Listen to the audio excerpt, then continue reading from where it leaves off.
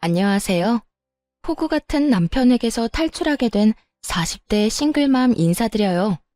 살다 보면 저 사람 왜 저렇게 답답하게 사나 그런 생각을 하게 될 때가 있잖아요. 저는 제가 그런 생각을 하게 될 줄은 꿈에도 몰랐거든요.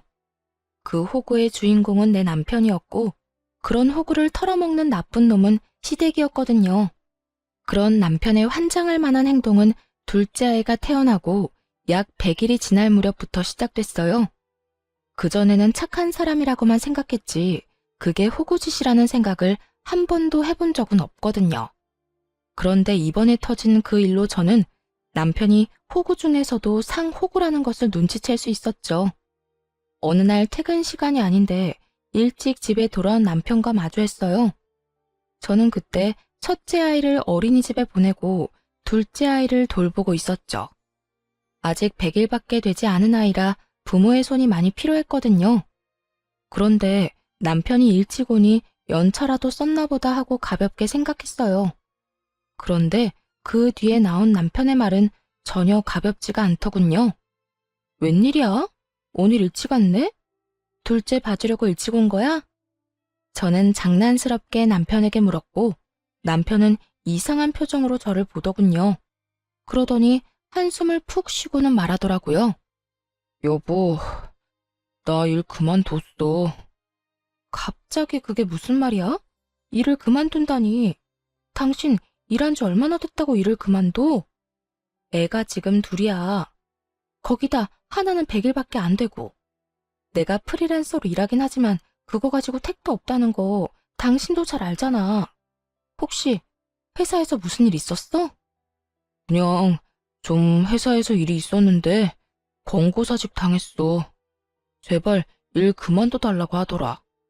솔직히 내가 뭘 잘못한지도 모르겠고 나한테 컴플레인이 계속 온다는데 그것도 뭔지 모르겠어. 근데 원래부터 내가 그렇게 그 회사에 애정을 가지고 있었던 건 아니잖아. 여보, 그 문제가 아니야. 분명히 당신이 힘들면 그만둘 순 있어. 하지만 나한테 상의라도 했어야지. 지금 당장 돈도 없는데 당신까지 일 그만두면 우린 어떡하냐고. 괜찮아. 형이 연락해줬어. 자기 회사로 들어오래. 아주버님이? 저는 남편의 그 말에 기분이 확 안 좋아졌어요. 아주버님과 형님네는 저와 그렇게 좋은 관계는 아니었거든요. 그렇다고 눈에 띄게 자주 부딪히는 건 아니었지만 그렇다고 그 사람들이 남편에게 굉장히 잘하는 것도 아니었거든요. 게다가 저는 가까운 사이에는 도리어 이런 일 안 하는 게 낫다고 생각하는 사람이라 난색을 표할 수밖에 없었어요. 괜찮아. 형이 지금보다 훨씬 좋은 조건으로 고용해 주겠대. 그리고 엄마도 형 밑에서 일하면 더 나을 거라고 이야기해줬고.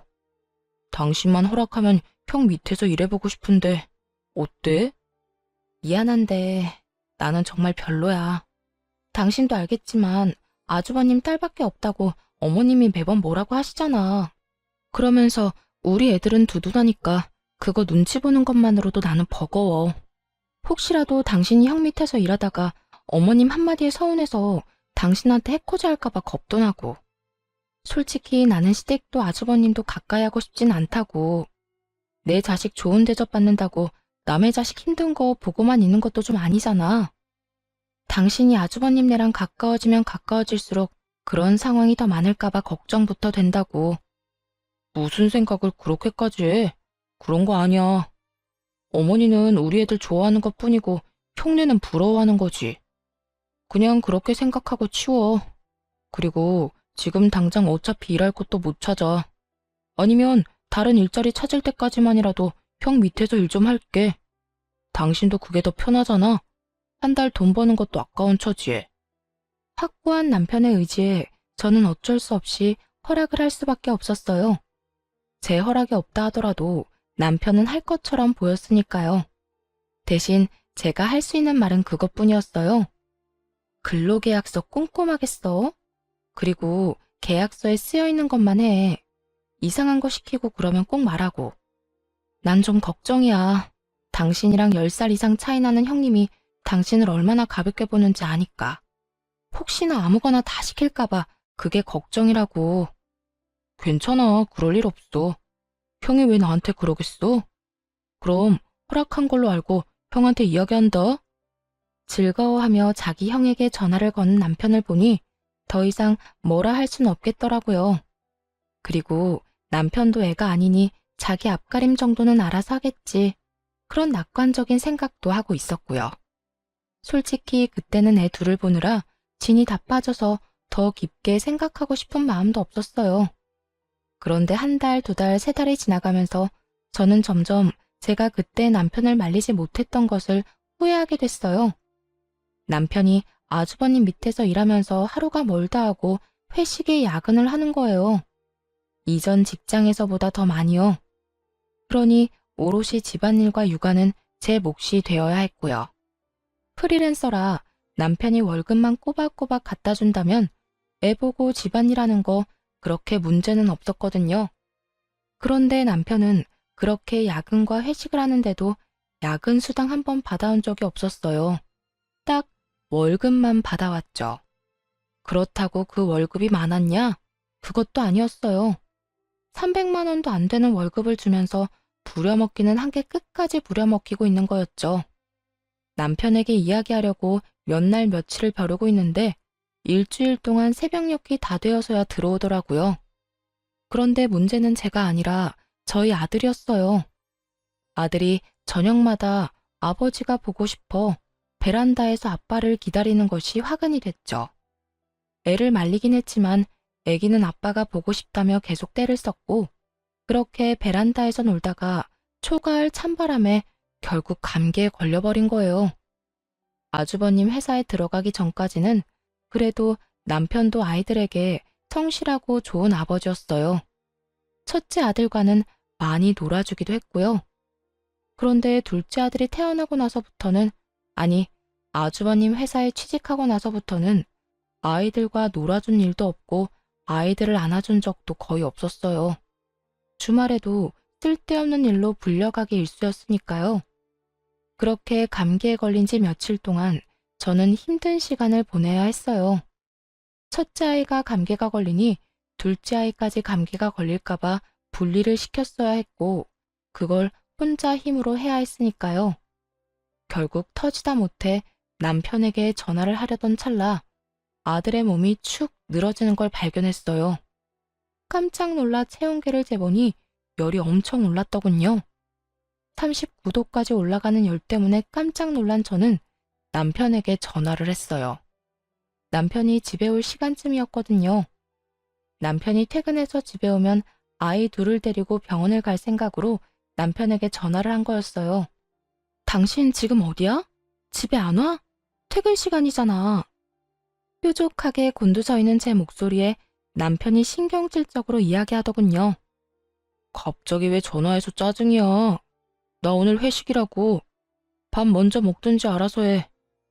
내가 그깟 밥 때문에 전화한 줄 알아? 지금 첫째 열나서 병원 가야 해. 내가 애들 둘을 다 데리고 혼자 병원을 어떻게 가? 둘째가 아직 돌도 안 지났는데. 당신이 와야 병원이라도 갈 거 아니야. 나 없으면 아무것도 못해? 그럼 택시라도 타고 가. 네가 없어서 아무것도 못하는 게 아니라 이럴 때라도 좀 곁에 있으라고 전화를 한 거야. 네가 그러고도 아빠야? 애가 너 찾다가 감기 걸리고 열까지 나는데 제정신이면 회식 제쳐두고서라도 달려와야지. 나한테 애 다 맡겨놓고 너 도대체 뭐 하는 거야? 너 아주버님 회사 들어가고 이상해진 거 알아?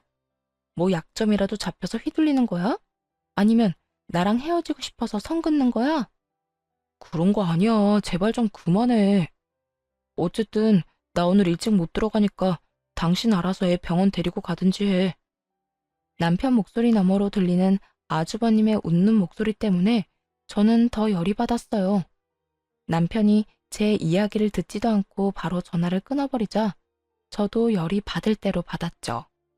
그래서 둘 다 엿 한 번 먹어봐라 하는 심정으로 시모에게 전화를 걸었어요. 그래, 무슨 일이냐 갑자기. 애가 아프다고 하지 않았어? 네, 어머님. 지금 아기가 열이 심해서 병원을 가봐야 할 것 같아요. 근데 애 아빠가 오늘 회식이라서 늦는다고 하네요. 죄송하지만 차가 없어서 그런데 어머님이 차 몰고 와주시면 안 될까요? 지금 둘째도 감기 기운이 있어서요. 뭐? 아니, 이 녀석은 애가 아프다는데 무슨 야근이야?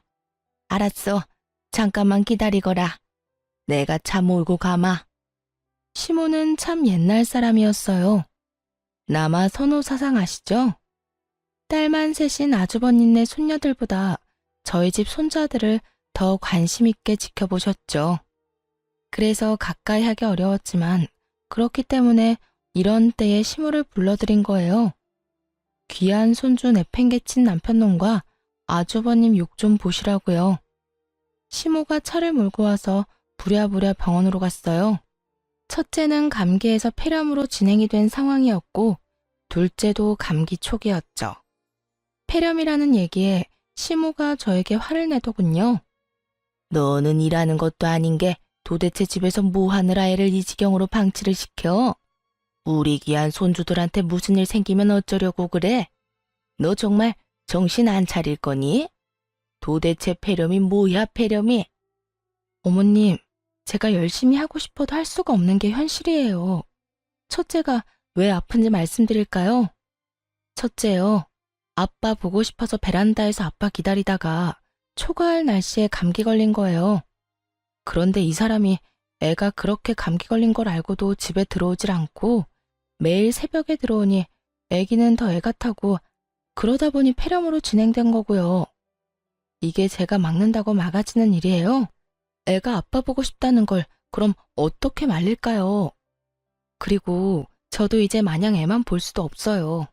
남편 월급 300만 원도 안 되게 벌어오는데 지금 애들 독방 육아에 집안일까지 제가 다 해야 하고 생활비조차 제대로 나오지 않아서 저도 일해야 할 판이라고요. 그런데 더 열받는 건 이 와중에 회식을 자기 돈으로 하고 있더라고요.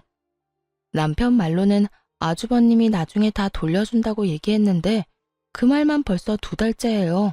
돈 돌려준 적 없고요. 제가 이렇게 살아서 뭐해요? 애는 아빠 기다리는데 아빠는 매일 회식에 야근이지. 야근 수당도 안 나와서 생활비는 매달 부족하지.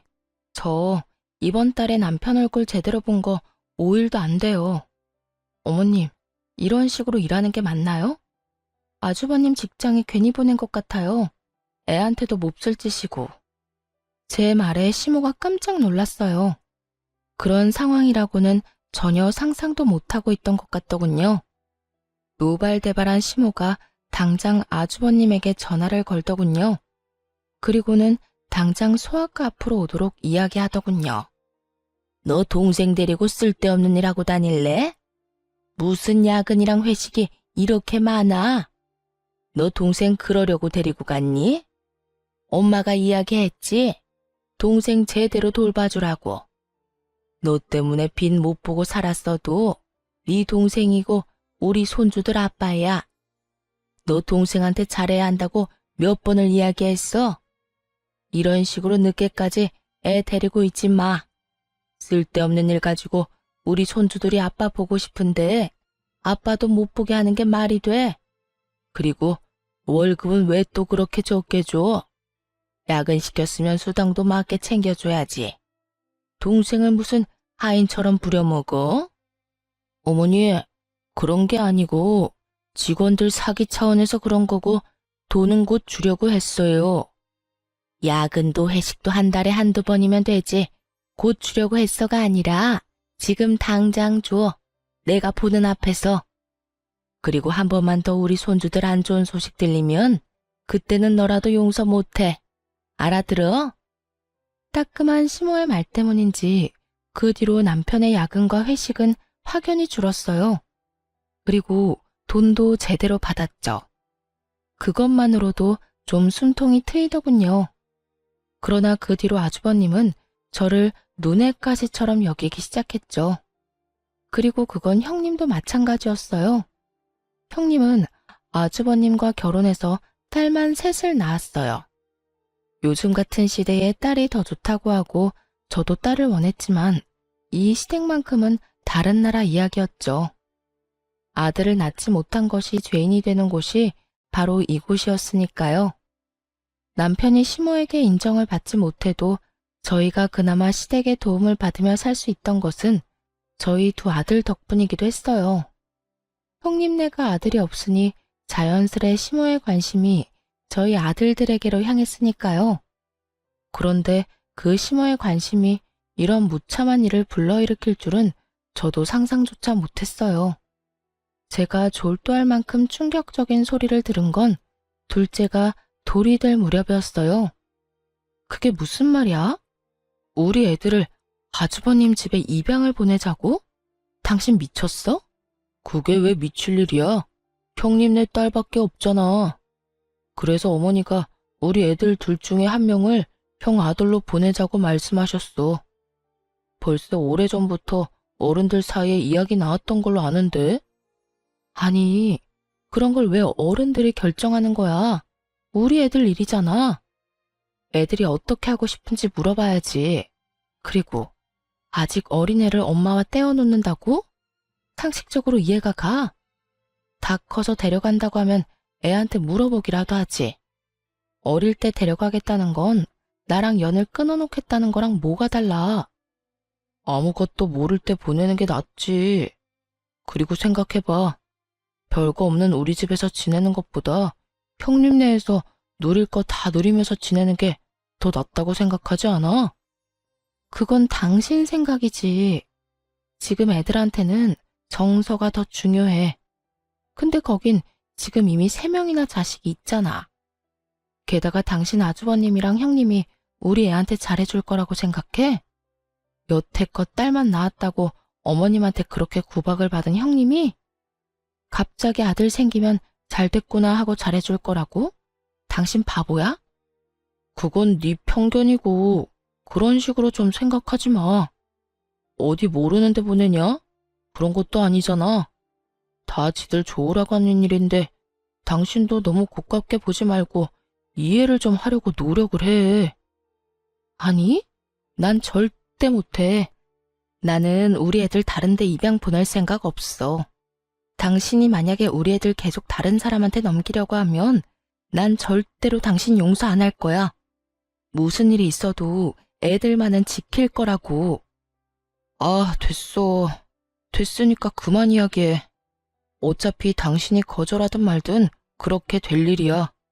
부모님이 그렇게 하자고 했으니까 당신이 싫어해도 그렇게 될 거야. 여보, 야! 남편은 제 말도 듣지 않고 나가버리더군요. 이 인간이 정신을 놨나 싶었어요. 어떻게 자기 자식을 이렇게 아무렇지 않게 보낼 생각을 해요? 이미 애가 셋이나 있는 집에 저희 애를 보내자는 것도 마음에 안 들었고 저희 아들에게 안 좋은 감정을 가지고 있는 형님네라는 것도 더 마음에 안 들었어요. 죽었다 깨어나도 저는 아이를 그 집에 보낼 생각은 없었어요. 그런데 그날 남편과 싸운 저녁, 남편이 사용한 카드 내역이 제 폰으로 날아왔더군요. 평상시에는 쓰지도 않는 제 이름으로 된 카드였는데 무슨 정신인 건지 그 카드를 사용한 것 같더라고요. 그런데 그 내역이 모텔이었던 거죠. 집에 원자폭탄 수준의 폭탄을 터뜨려 놓고 모텔이라니. 기가 차서 말도 안 나왔지만 순간 이걸 이용하면 나중에 애 때문에 우리가 이혼하게 되더라도 좋은 변명거리가 되지 않을까 하는 생각에 그 다음 날부터 몰래 남편의 뒷조사를 부탁했어요.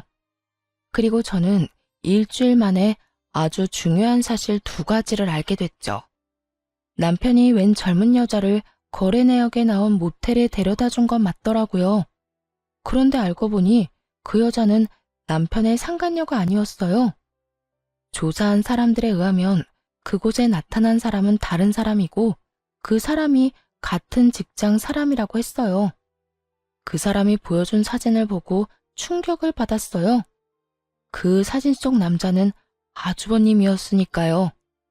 아주버님이 젊은 여자와 바람을 피고 있었고 더 조사를 해보니 그 여자와 아주버님 사이에 아들도 하나 있더군요. 저는 속으로 잘됐다 하고 외쳤어요. 저 남자아이가 아주버님의 아이라면 굳이 저희 애들을 데려갈 필요가 없으니까요. 그 애를 데려오면 저절로 모든 문제가 해결될 일이었죠. 그리고 며칠 지나지 않아 시모가 저희를 집으로 불렀어요.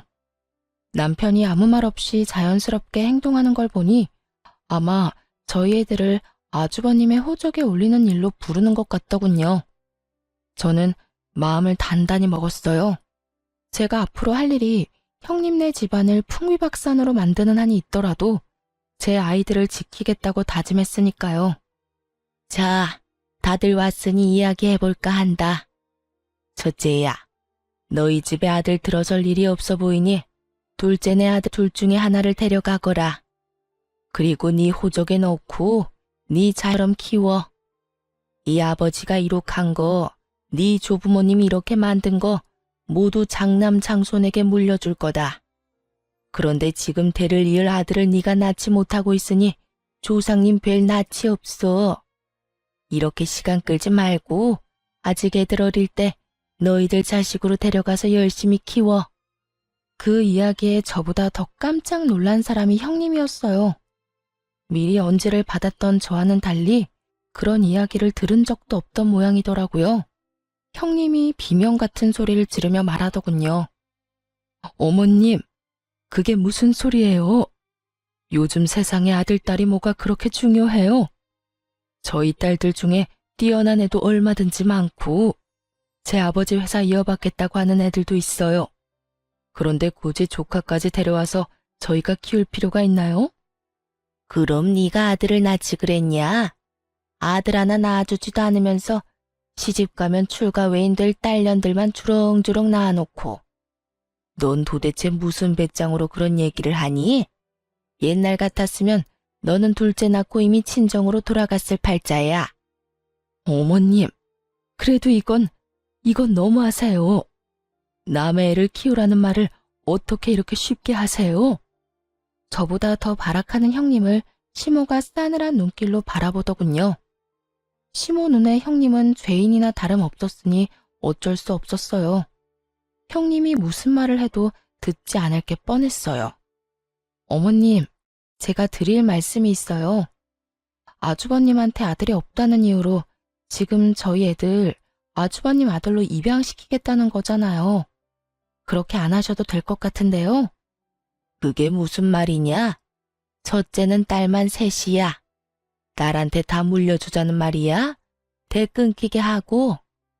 아니요, 그게 아니라 사실 얼마 전에 저희 남편이 제 카드로 모텔을 간 적이 있더라고요. 그래서 남편이 바람이라도 났나 싶어서 조사를 했더니 남편이 바람난 게 아니라 다른 사람이 바람이 났더라고요. 그 바람난 사람이 아주버님이었고요. 그런데 아주버님이랑 상간녀 사이에 아들이 하나 있더라고요. 아주버님이랑 무척 친해 보이던데. 그 아이 아주버님네 아들 맞죠? 뭐라고? 죄수씨, 동서, 도대체 무슨 말을 하는 거야? 제 말에 집안이 한바탕 뒤집어졌어요. 형님은 제게 무슨 소리 하느냐며 말도 안 되는 소리 하지 말라며 소리를 질렀고 아주버님은 저를 째려보기만 하더군요. 그런 아주버님을 보며 말했어요. 어머님, 저는 저희 애들 아주버님네 보낼 생각 절대 없어요. 그러니까 그 아들 데리고 와서 손수 삼는 게 어떨까 싶네요. 아주버님 아들이기도 하고. 재수씨, 지금 뭐 하는 거예요? 어떻게 내 뒷조사를 할 수가 있어? 그러는 재수씨는 털어서 먼지 하나 안 나올 것 같아? 나도 당신 뒷조사 한번 해볼까? 뒷조사 하시든 말든 상관없는데 저는 제 아이 지키기 위해서라면 뭐든지 합니다. 그리고 뭐라도 이용해야죠. 어차피 데려가서 곱게 키울 것도 아니면서. 제 남편한테 하는 것만 봐도 애한테 어떻게 할지 안 봐도 뻔하지 않나요? 여보, 그만 좀 해. 도대체 왜 이러는 거야? 왜 그런 얘기하기를 여기서 하는 거냐고. 여기 아니면 어디서 해? 여기서만 할 수 있는 말이잖아. 우리 애들 안 뺏기려면 무슨 말인들 못해? 당신이야말로 도대체 무슨 생각이야? 애들을 어떻게 그렇게 쉽게 준다 말해. 애는 너 혼자 낳았어? 야, 안 되겠다. 너 재수씨랑 이혼해. 어떻게 사람이 사리분별도 못하고 집에 논란만 일으키는지 모르겠네. 당신 진짜 이런 식으로 나오면 형님 말대로 나 당신이랑 이혼할 수도 있어. 이혼? 나야말로 원한다, 이 정신 나간 놈아. 당신이랑 결혼 생활 유지해봤자 내 새끼 남의 집에 뺏기는 거밖에 더 있어? 나는 내 새끼 절대로 뺏길 생각 없어. 우리 이혼하더라도 친권 양육권은 내가 다 가져갈 거야. 그건 당신도 못 막아. 왜 내가 못 막아? 내가 아빠인데. 내가 원하면 애들 다 내가 데려올 수도 있어. 결국 애 입양과 관련된 주제는 변질되어 저희 부부 이혼 이야기로 확대되어 버렸어요. 그러자 시모가 소리를 지르더군요. 다들 조용히 하거라. 왜 갑자기 이런 이야기가 나온 거니? 그리고 왜 갑자기 첫째네 이야기까지 나온 거야? 그런 방법을 찾을 만큼 제가 절박하다는 뜻이에요. 저는 아무리 어머님 뜻이라도 애들 못 줘요. 그렇게 싫어? 이혼을 하고 싶을 정도로? 그런데 나도 우리 손주들은 포기 못한다. 이혼하고 싶으면 하렴. 나는 절대로 애들 친권이랑 양육권은 너한테 넘길 생각 없으니까. 그리고 첫째, 넌 네 상간녀랑 애 데리고 한번 집에 와라. 내가 보고 결정할 테니까. 제 이혼에 남편보다 시모가 더 큰 산이 되었지만 저는 크게 후회는 안 했어요. 제가 숨겨둔 비장의 수가 있었으니까요. 그렇게 저와 남편의 이혼 소송이 진행됐어요. 그리고 제 예상대로 시모는 아이들의 친권과 양육권을 가져오기 위해 기를 쓰고 소송에 임하더군요. 저도 질 생각은 없었어요. 시부모님은 저희 아이들을 아주버님 집에서 부유하게 키울 수 있다고 설득하려 애쓰더군요. 자칫 잘못하면 능력도 없는 제가 애들 친권을 뺏길 수도 있었죠. 하지만 저희 집 거실에서 녹화된 동영상에 순식간에 그 설득은 묵살되고 말았어요. 야, 저리 안 떨어져? 내가 왜 너희를 돌봐야 해? 어머님도 너무하시지. 어떻게 얘네들을 나한테 맡겨? 오지 말라고. 형님이 다가오는 저희 첫째에게 소리를 지르며 가까이 다가오지 못하게 하는 장면이 찍혀 있었거든요. 내 자식들은 귀여움도 못 받는데 이 조그만한 게 남자라는 이유 하나만으로 우리 애들한테 갈 관심을 다 가져가잖아. 진짜 재수 없는 것들. 생긴 것도 지들 엄마랑 닮은 탓에 더 재수가 없어. 나중에 어머님 재산 얘들한테 다 물려준다고 하기 전에 아들 하나 낳아야 되는데 왜 소식이 없어? 진짜 짜증나 죽겠네. 야, 오지 말라고 했지? 이것들이 벌써부터 말도 안 들어 처먹고 난리야. 저번 시부 생일에 우리 집에 모였던 날의 영상이었어요. 저와 형님, 시모 이렇게 셋이 모여서 시부 생일상을 준비하고 있었는데 그 중간에 제가 모자란 물건을 사러 가야 했죠. 그리고 제가 나간 사이에 시모도 잠깐 형님에게 아이들을 맡기고 나가 모양이었고요. 제가 돌아왔을 때는 아무 일 없어 보였는데 그날따라 잠들지 못하고 칭얼거리는 애들 때문에 영상을 돌려봤던 거예요. 그리고 이걸 찾아냈고요. 그 영상을 보는 동안 시부모는 부들부들 떨고 형님은 얼굴이 새파랗게 질렸더군요. 어머님, 이게 무슨 일이냐면요. 제가 다 설명할 수 있어요. 그냥 애가 너무 가까이 붙는 바람에 다칠까봐. 그만. 네 말 따위 듣고 싶지도 않다. 내가 손주를 얼마나 귀해하는지 알면서도 저딴 짓을 해? 그리고 이 이혼 소송하면서 나는 애를 너희들이 키울 거라고 이미 말해놨어. 이걸 안 봤으면 내 손주들이 너한테 핍박받으면서 괴롭게 크는 꼴만 봤겠구나. 이제 아시겠죠? 시댁 어르신 두 분은 연세 때문에 안 될 거고 형님네는 우리 애들 잘 키울 수 없는 환경이고 그리고 저 사람은 자기 자식을 다른 집으로 입양 보내자고 하는 놈이니 양육자가 될 수 없죠. 그러니 잘 아셨으면 이 정도에서 물러서시는 게 어때요? 저희 애들 말고 데려온 애 있잖아요. 아주버님네 아들. 차라리 그 애를 자식으로 들이세요. 저희 애들 불쌍하게 만들 생각 마시고. 그 애는 자식으로 들이려니 자기도 같이 이 집에 들어오는 게 아니면 싫다는구나. 내가 첫째 며느리 생각해서 여태까지 그 애 들이는 거 그다지 좋게 생각하지는 않았는데 오늘 이 영상을 보니 생각이 좀 달라지네. 시모의 차가운 눈빛이 형님을 훑고 지나갔고 형님의 얼굴이 차갑게 굳었어요. 어머님, 아니죠? 설마 그 여자 진짜로 이 집에 앉힐 생각이세요? 내가 왜 못하니? 너희 이혼시키면 그 여자도 이 집에 들어올 자격은 충분하지. 내가 가만 보니 자식은 제 어미가 키워야겠더구나. 어린 것 핍박하는 널 보니 그런 생각이 더 들어. 결국 시모 눈밖에 난 형님이 눈물을 주룩주룩 흘리며 시모에게 안 된다고 소리를 지르더군요. 그렇게 저의 이혼은 양육권, 친권 모두 제가 가져온 것으로 마무리가 됐어요. 저는 아이들을 데리고 분할된 재산과 위자료를 받고 친정으로 돌아가기로 했어요. 그런데 편안해진 건 저뿐이었더라고요. 시댁은 여전히 난리가 난 상황이었죠. 저번에 저희 부부 이혼 소송 도중에 시모가 아주버님과 형님에게 이혼을 하라고 한 것 때문인지 상간녀가 아주버님 집을 자기 집처럼 들어왔거든요. 미래의 시어머니가 그러라고 했다면서요. 그런데 그렇게 밀고 들어온 날 형님도 무슨 생각인지 시모에게 상간녀의 아들에 대해 친자 검사를 해보라고 했다는 거예요. 철두철미한 시모도 그 말에 일리가 있다 싶었겠죠. 처음에야 장남에게 장손이 생겼다는 말을 듣고 반색하며 반가웠을지 몰라도 남의 씨를 데려온 거면 끝나는 거잖아요. 그렇게 검사를 맡겼는데 결과가 나온 날이 공교롭게도 시모가 저희 아들들과 마지막으로 얼굴 보며 인사하고 싶다고 했던 날이었던 거죠. 그 덕분에 저는 그 집안에 든 망조를 고스란히 목격했고요. 글쎄 검사 결과가 친자 불일치로 떴어요. 아주버님의 아들이 아닌 거죠. 그 일로 기세등등해진 건 형님이었어요. 어머님, 보셨죠? 저 상간녀가 다른 놈에 낳아놓고는 남편 자식이라고 우기는 거. 우리야말로 뻐꾸기 자식을 키울 뻔했어요.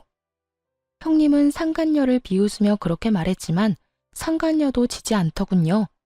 상간녀는 피식 웃더니 형님에게 말했어요. 그러는 자기는 굉장히 순결한 척하네. 당신이 나보다 더하면서 어떻게 된 게 애 셋이 전부 남편 자식이 아닐 수가 있대? 그렇게 내놓은 것은 세 딸과 아주버님의 친자검사 결과였어요. 집에 쳐들어와서 뭘 하나 싶었는데 형님네 딸 셋의 친자검사를 맡긴 거였더라고요. 자기 자식이 아주버님의 친자가 아니라는 사실을 알고 물귀신 작전을 쓰려는 생각이었던 것 같더라고요. 내가 아니면 너도 못 가진다. 뭐 그런 생각이었겠죠. 어머님, 아니에요. 설마 애들이 남편 자식이 아닐 리가 없잖아요. 정말로 믿어주세요. 네? 이 미친 것들이 전부 입 닥쳐. 그래, 정리해보면 여기 이 자리에 내 손주가 아니라고 판명된 아이가 넷이나 된다는 거야? 그것도 처대 자식들만. 그렇죠. 그리고 솔직히 저도 좀 억울한 게 제가 이 사람 자식 낳아주고 싶었어요. 그런데 이 사람 무정자증인 거 아세요? 내가 아는 병원 통해서 슬쩍 확인해 본 거예요. 우리한테 뭐라 하실 게 아니라 시 없는 당신 자식한테 뭐라고 해야지. 아주버님의 상간녀는 아주 거침이 없더군요. 이왕지사 이 집안에 못 들어오게 된 거 아예 다 망쳐놓을 생각으로 입을 떠벌리더라고요. 시모가 완전 열이 받아서 상간녀를 내쫓았어요. 그리고 아주버님에게 화를 내더군요. 넌 도대체 뭐 하는 놈이야? 여태껏 네 몸 상태 하나 확인도 못해? 자식이 네 자식처럼 안 생긴 것 같다는 생각도 못했어? 왜 그 모양이야? 우리가 지원을 해주면 지원해주는 만큼만이라도 돌아오는 게 있어야 할 거 아니야? 지금 네 꼴을 좀 봐라. 마누라도 심지어 네 애인마저도 너를 호구로 삼았잖아. 어머니, 제가 당하고 싶어서 당했어요? 쥐들이 속이려고 하는데 제가 어떻게 안 속아요? 너 당장 병원 가서 진짜로 네가 무정자증인지 알아와. 지금 당장. 그리고 첫째 며느리 너. 아니지. 이제는 며느리도 아니지. 네 년도 당장 내 눈앞에서 꺼져. 네 새끼들 내 눈앞에 보이기만 해. 시모의 서슬퍼런 노성에 형님도 후다닥 도망갔고 아주버님도 사라졌죠. 저는 태풍같이 지나간 시댁 거실에서 전 남편과 조용히 앉아 있었어요. 오늘이 마지막 날이라는 생각에 가벼운 마음으로 왔는데 이런 즐거운 구경을 할 줄은 몰랐거든요. 속으로는 웃으며 겉으로는 최대한 차분한 표정으로 앉아 있었어요. 그랬더니 시모가 저를 보고 말하더군요. 너도 설마 딴 남자애들 데려온 건 아니지? 그렇다고 보기엔 애들이 둘째 어릴 때랑 똑 닮긴 했지만. 이 사람 아이 맞아요. 검사는 해도 상관없는데 검사 후에 애들 데려가지는 못하실 거예요. 저희 이혼했잖아요. 애들 친권은 제가 가지기로 했고. 시모 눈에 후회가 가득 맺히더군요. 이럴 줄 알았으면 그때 무리를 해서라도 애들을 데려왔어야 했다는 표정이었어요. 시모가 전 남편에게 묻더군요. 그러면 너는 정상이겠지. 올해 안에 여자 데려와서 결혼해서 아이 낳도록 해봐. 아들만 낳으면 내가 다 지원해 줄 테니. 어머니, 그런데 어쩌죠? 저 이미 묶었는데요. 그 말에 시모 눈이 동그래지더니 소리를 질렀어요. 뭐를 묶어? 너 설마 진짜로 정관수술한 거야? 미쳤어? 왜 네가 그딴 걸 해? 왜? 구야, 아들이 둘이나 있으니까 더 이상 아들 낳을 필요는 없겠다 싶어서 그냥 묶은 거예요. 저희 형편에 애만 더 늘면 뭐해요? 흥분의 집에 애 늘면 더 가난해지기밖에 더 하겠어요? 왜 네가 흥분의 집이야? 우리가 흥부야? 요즘 어느 흥부가 건물 가지고 있어? 그치만 그거 저한테 주실 생각 없잖아요. 지원도 다 형한테만 해주고 저는 관심 바뀌었잖아요. 결혼할 때도 저희한테 도움 준 것도 없고 생각해보니 진짜 아무것도 해준 게 없잖아요. 형 반만이라도 해줬으면 제가 이런 꼴이진 않겠죠. 말을 하다 보니 빈정이 상하고 자신의 현실이 떠올랐는지 전 남편이 시모에게 대들면서 큰 소리를 치더군요. 그런 둘째 아들 반항을 처음 겪었는지 시모 얼굴이 거의 황당과 경악으로 물들었어요. 너 지금 엄마한테 그게 무슨 말버릇이야? 네가 어떻게 우리한테 그런 말을 해? 키워주는 애도 모르는 배은망덕한 놈. 전 남편과 시모가 한바탕 싸우기 시작하자 저는 그 사람들 몰래 애들 데리고 빠져나왔어요. 그리고 그 뒤로는 그 사람들 소식도 못 들었죠. 궁금하긴 했지만 관심 끊었어요. 지들이야 지지고 볶든 저랑 뭔 상관이에요. 저는 제 갈 길만 열심히 찾아가면 그만인데. 그런데 시부모와 남편이 우리 애들 보고 싶다며 얼굴만이라도 보고 싶다고 하더군요. 우리 애들이 보고 싶어? 어머님이 보고 싶은 거 아니고? 당신은 애들을 남의 집에 넘겨도 되는 애들한테 별 생각 없는 인간이잖아. 내 말 틀려? 그 일은 진짜 미안하다고 생각하고 있어. 형수님이 그런 사람인지도 몰랐고, 형도 그런 일이 있었던 건지도 몰랐으니까. 이혼했지만 면접 교사권이 있으니 어쩔 수 없이 만났어요. 그런데 시모도 같이 나왔더라고요. 제가 그 집에서 나오기 직전까지만 해도 싸우고 있던 두 사람이 화해를 한 건지 임시로 휴전을 한 건지는 모르겠지만 분위기는 나빠 보이지 않더군요. 그런데 두 사람이 하는 말이 더 웃겼어요. 예, 내가 참 미안했다. 애들을 남의 자식으로 보내는 게 엄마 입장에서 얼마나 힘든지 생각도 못했어. 그냥 그렇게 가면 애들한테는 더 좋을 거라는 생각만 했지. 변명하는 건 아니지만 그렇게 첫째 아들로 입양되면 우리 전 재산 다 물려주려고 했으니까. 그러니까 우리 의도가 그렇게 나쁜 것만은 아니었다는 걸 네가 알아줬으면 좋겠구나. 그리고 앞으로 첫째 며느리가 했던 그런 나쁜 일은 절대 없을 거야. 앞으로는 이라는 단어가 무척 거슬리더군요. 그래, 여보. 나도 미안해. 형이 그런 사람인지도 몰랐고, 형님도 그런 사람인지 몰랐지. 저 애들 데리고 다시 돌아오면 안 돼? 우리가 더 잘할게. 엄마도 우리 애들한테 다 지원해준다고 했고. 아니, 난 싫어. 자식들한테 사랑 없는 아빠랑은 같이 살고 싶어도 그렇게 못 살아. 이미 신뢰가 다 깨져버렸으니까. 여보, 잘 생각해봐. 아니면 애 하나라도 형 밑으로 넣어주면 안 돼? 대신 부모님이 형 말고 우리 애한테 유산 다 물려주신다는데. 엄마가 우리 애들 친자검사 다 했는데 내 자식이라고 결과 나와서 다 해주신대.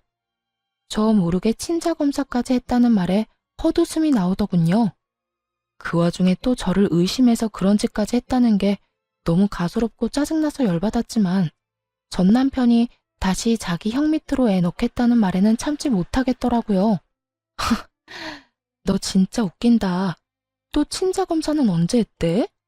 의심됐으면 그냥 의심하고 말지. 그랬으면 이렇게 우리 애들 나 찾아와서 그딴 미친 소리는 안 했을 거 아니야. 그래, 우리 애가 네 핏줄인 건 맞아. 그건 빼도 박도 못하는 진실이지. 그런데 왜 굳이 또 아주버님 밑으로 애를 넣으려는 거야? 정신 나갔어? 네가 키우겠다고 했으면 단 1초라도 생각이라는 건 해봤을 거야. 그런데 아주버님은 절대 안 돼. 넌 그렇게 당하고도 아주버님을 몰라? 여보, 형 욕하지 마. 형도 이번에 많이 반성했어. 그런 일 벌인 건 형이 잘못한 일이지만 그렇다고 우리한테 직접적으로 폐를 끼친 적도 없잖아. 그래, 예, 그게 중요한 거지. 걔 마누라가 잘못한 거지 걔가 잘못한 건 아니잖니. 그러니까 너도 오해를 풀고. 두 분 다 여태껏 모르고 계시네요. 이렇게 순진하실 수가. 그렇게 믿고 따르던 당신 형님, 어머님 아들이 어떤 짓을 했는지 제 입으로 알려드려요?